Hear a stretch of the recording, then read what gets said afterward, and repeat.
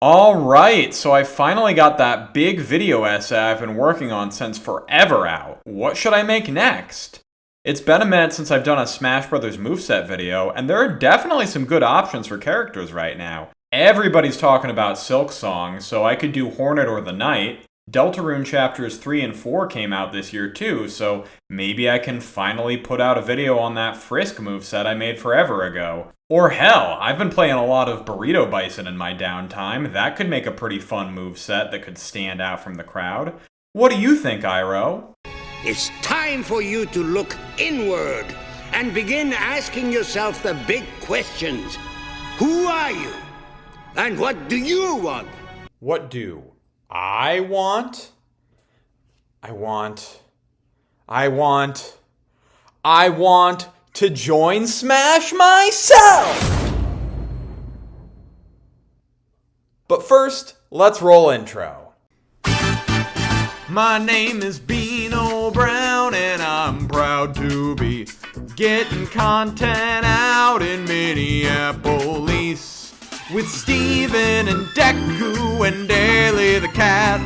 You'll sure have a good time, and that is fact. So if you want a place for awesome videos, head to my YouTube page. I'm Beano Nintendo. So before we actually get into the meat of this, I do want to clarify some things.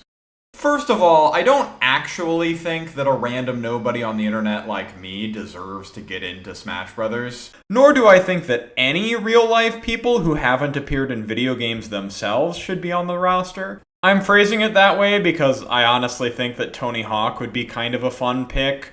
But this isn't about that. This is purely for fun, and I'm hoping I can kind of get a trend going with other creators making their own Smash Bros. Moveset videos for themselves. Here, I'll be giving myself a full moveset as well as a home stage and a classic mode route. There are no hard and fast rules for other people making these types of movesets, but for me specifically, I will be sticking to a few guidelines. The first is that this is a composite version of me. It does not fully represent who I am now, nor is it meant to represent any particular version of me from any particular time period. It pulls from throughout my history. You can kind of see this in Smash too. Like, Mario's never had Flood and a cape in the same game, but he has them in Smash.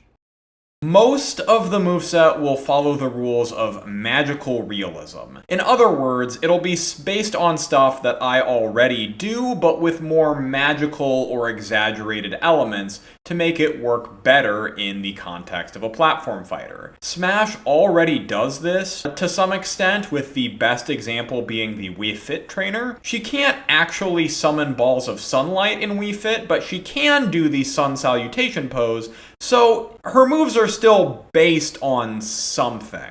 The next guideline is that merely being a fan of something is not enough justification to give myself a move based on that thing. At least not for one single thing. There are a few moves where I combine multiple references together to make something more original. But, for instance, if I wanted to give myself a move where I'm throwing a Pokeball, I'd need to have more justification to it than just, I like Pokemon.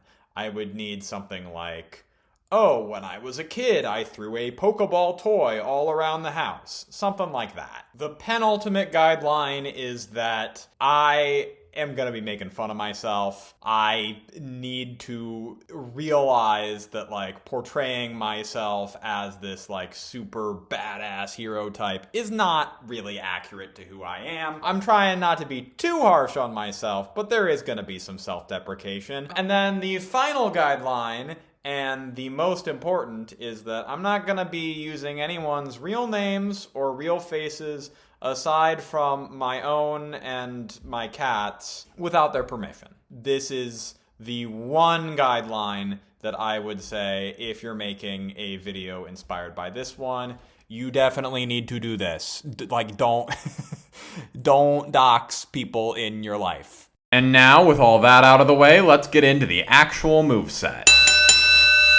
For my entrance animation, I hop out of the Mother Goose, which was the nickname given to the Mercury villager that my family owned when I was in middle and high school. For my basic attack, I am doing a single slap because, let's be honest, I'm not gonna be doing a ton of damage by throwing punches, so stick with what I got. And then for the AAA combo, I just slap, slap, slap, slap, slap, slap, slap. And then for my side tilt, I do a secret handshake, which I invented when I was in middle school. Waddle, waddle, boom. For my side smash, I am calling this the Fist of the Wildcat, and it is based on a combination of things. My college's mascot, Wildcat Willie, Captain Falcon's signature Falcon Punch, which is a move I wanted to pay tribute to because I actually auditioned for show choir, ending my dance routine by trying to imitate a Falcon Punch. I did not make it in. And then Leomon's Fist of the Beast King attack from Digimon. Basically, I charge up my fist with energy and deliver a fiery punch in the shape of a wildcat's face. Now, you've probably noticed there have been some doodles in this video, and there will continue to be. And doodling has been a hobby of mine since I was a very young child. So my next couple moves pay tribute to that. My up tilt is just a simple pencil poke upward. And then my up smash has me swipe an ink pen above my head. If an opponent gets caught up in that, a little bit of ink will linger on them and do damage over time, like Inkling's ink. Sometimes life throws a lot at you, and all you can really do is shrug it off. And so that is my down tilt.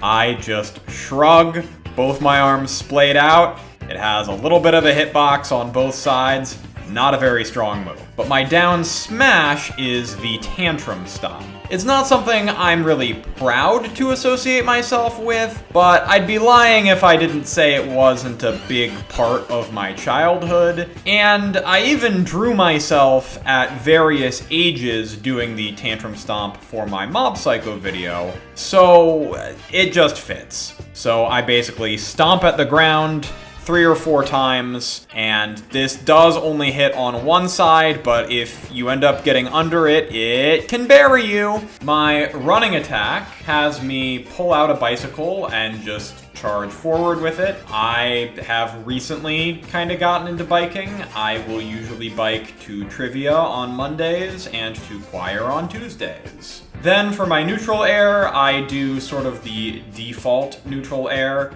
which is called a sex kick. It doesn't really have any special significance to me. I just think it's a funny name for a move, and I couldn't think of anything better for my neutral air. Luckily, my other aerials are a lot better. So my forward air is this little ball shooter here. I squeeze it, and then it shoots out a little weak projectile. Then my back air has me use my pointy granite spear, which is a prop that I used and shouted about in my high school one-act play my freshman year, The Idiot and the Oddity. My up air has me pull out an air Zuka, which is based on a holiday gift I received. I shoot it upward, and it doesn't really do much damage, but it does carry opponents upward. Very similar to Mega Man's up air. And my down air has me pull out a pogo stick. And it works very similar to Youngling's down air,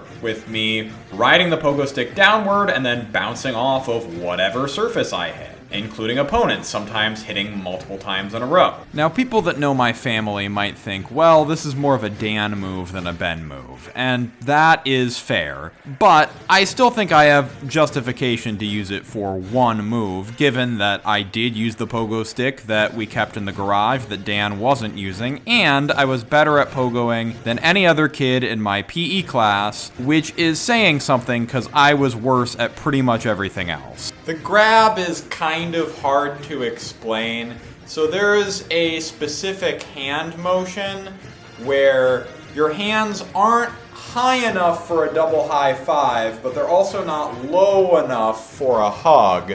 You like kind of put your hands like this, And then my family used to do that to people to confuse them and see how they would react. So basically, my grab is, doing that, and then in the other character's confusion, just grabbing them. For the pummel, it is just a hug, and along with the bicycle, it's kind of weird that there isn't a character in Smash that does this already. I just kind of hug the opponent really hard, I keep squeezing in, and inadvertently damaging them. And that's kind of what all of my grabs are based off of, is accidentally hurting people. For my forward throw, I'm calling it Flubbed Flex. I lift a dumbbell in front of my opponent, trying to impress them, but I accidentally drop it on them, launching them forward. My back throw is called Excuse Me. I turn around with my backpack on, accidentally knocking into the opponent and setting them backwards. My up throw is a super tight hug, where I hug the opponent so hard that they launch into the air. And my down throw plays into my inability to dance well to choreography. I grab the opponent's hands and I dip them as if doing a couples dance, but then I let go mid-dip, causing them to fall. Now for my taunts, the side taunt is based on the way that my college roommate introduced himself in class, where he called himself Skiing Slade and did kind of a flossing motion. Before flossing was popular, by the way, this was like 2011, and then later busted that move out on the dance floor, and we all just started calling it the Slade. It's my little tribute to him. For my up taunt, I take a moment to write something in my journal. Kind of like Bayonetta's dance taunt, this taunt just keeps on going until I am either interrupted by an attack or the player controlling me, does a different action. As a bit of an Easter egg, if I get hit out of this animation, some of the pages will fly off, and the pages will have a little bit of text on them describing aspects of the match so far. And then for my down taunt, I'm calling it Portable Gaming. I've actually stayed clear of video game references for the most part up to this point, but this taunt has a whole bunch of them, with me pulling out one of the following at random and just starting to play. A Game Boy Advance, a Nintendo DS, a Nintendo 3DS, or a Switch. I know what you all are here for, my special moves. Let's get started with the neutral special,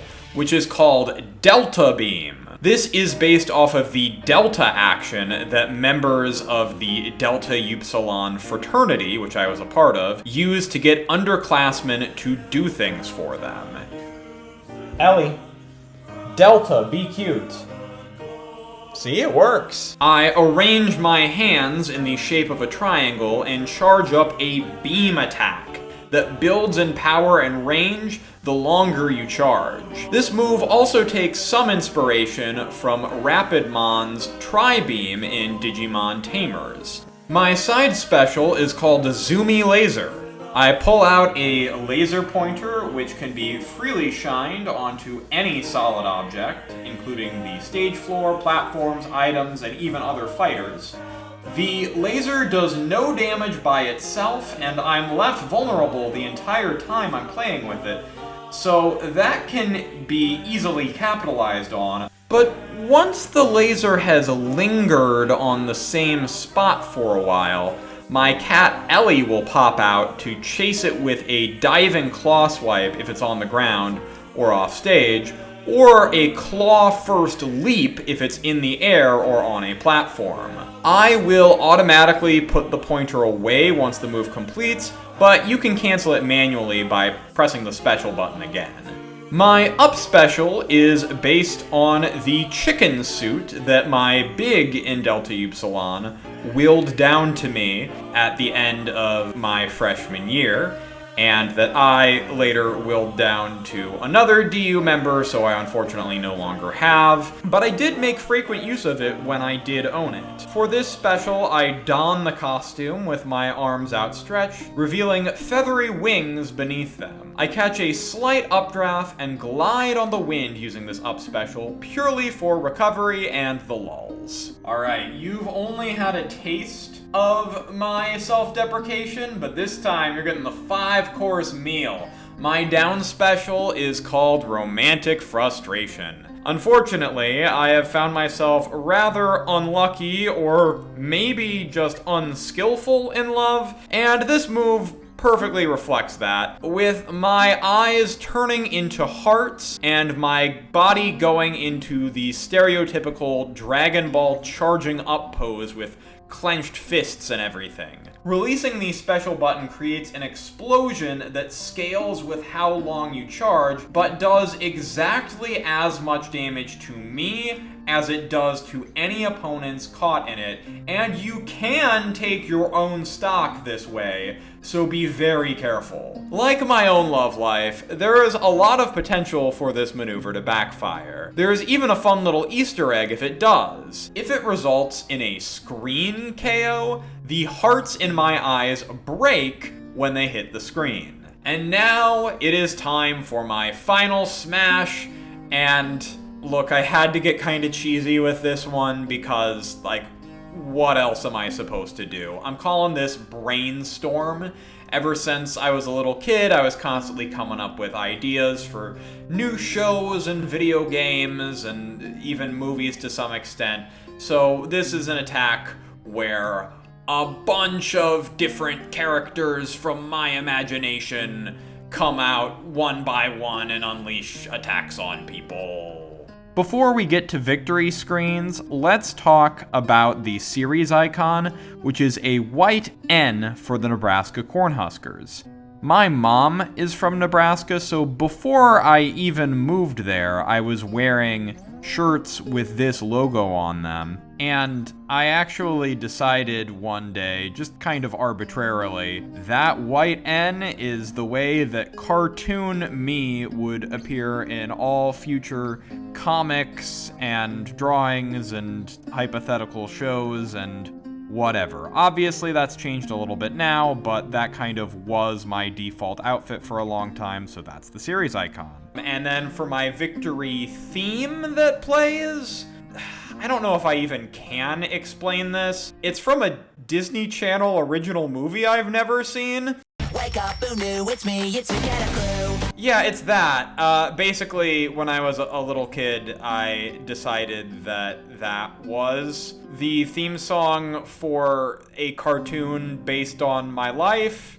Don't think about it too much. But my victory poses include the first pose. Ellie rubs against my legs and I bend down and give her some sweet pets. The second victory pose has me wave at the screen saying, "Hey everyone, Beano Nintendo here." The third victory pose is a zoom in on a cell phone with dating profiles for other Smash Brothers characters getting swiped through, and then it zooms out to show me embarrassed. Like a few different Smash Brothers fighters, I actually have 4 different renders for my alternate costumes, each one based on kind of different versions of myself, and each one of those versions gets their own alternate look.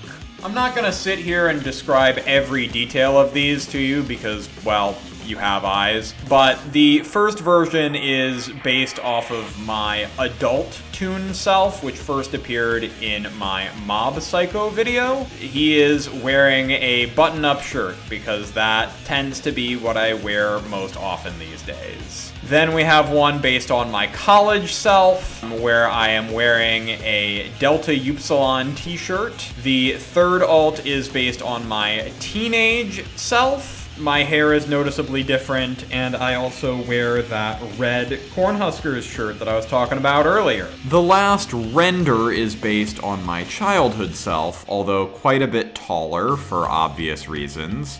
Its default appearance has it wearing a Call 1-800-Grandma shirt, which is something I wish I still had in my wardrobe.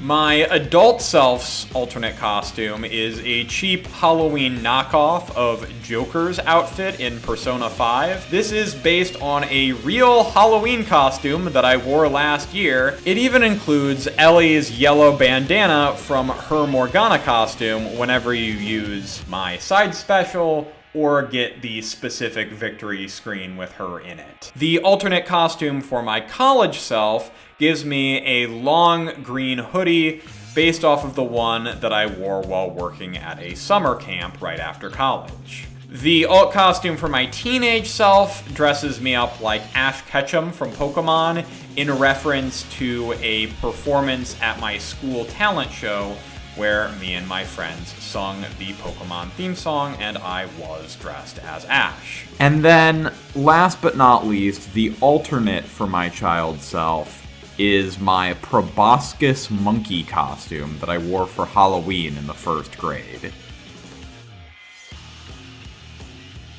Coming up with a home stage for me was a little tricky for a few reasons.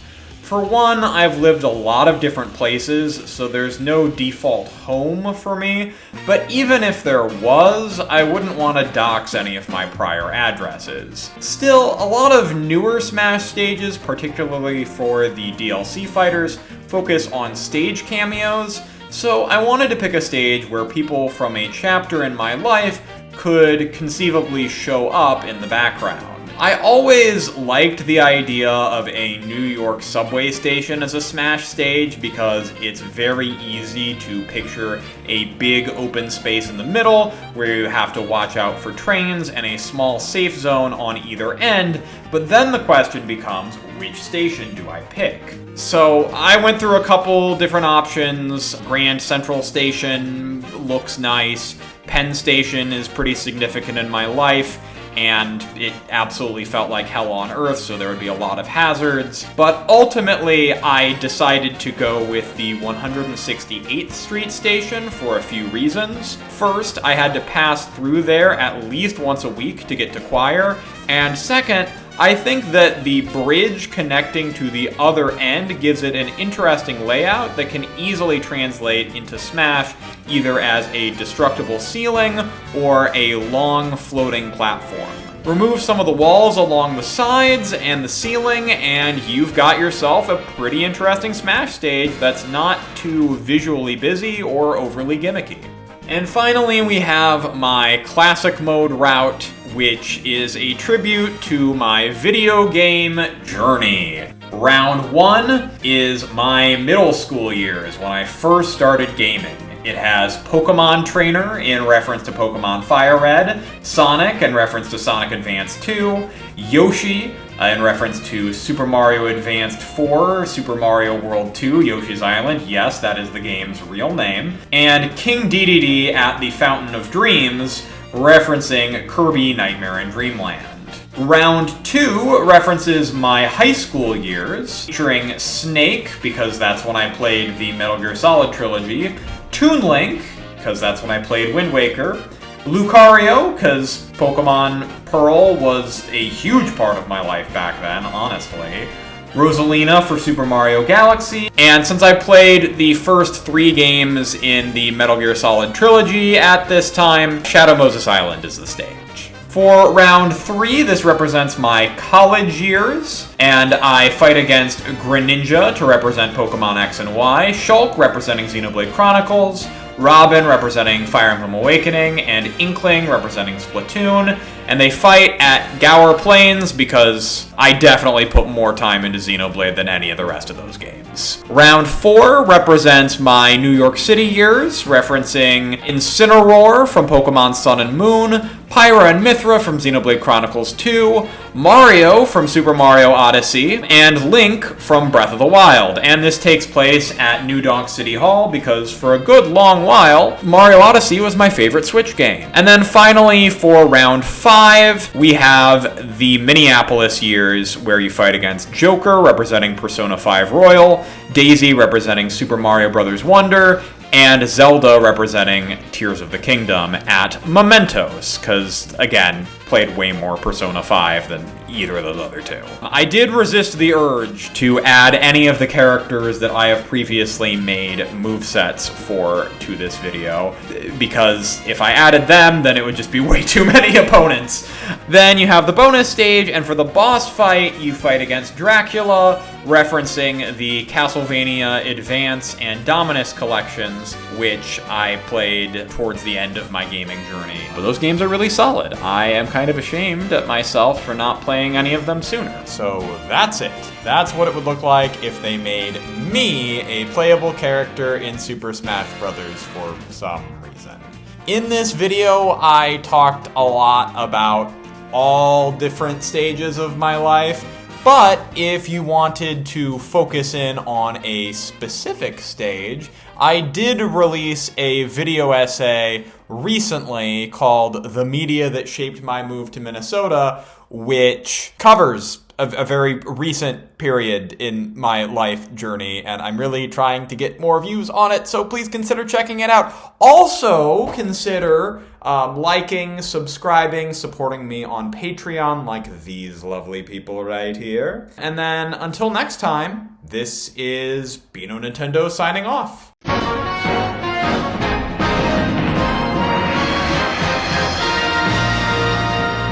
Congratulations! Oh, right. My character stats. Yeah, I forgot to mention those at all. I whipped up this visual here. Take a look. Let me know if you have any questions. Honestly, this is more in depth than I go for most character stats. So, yeah, I don't know if this is going to be the precedent going forward or not. Probably not. All right, bye!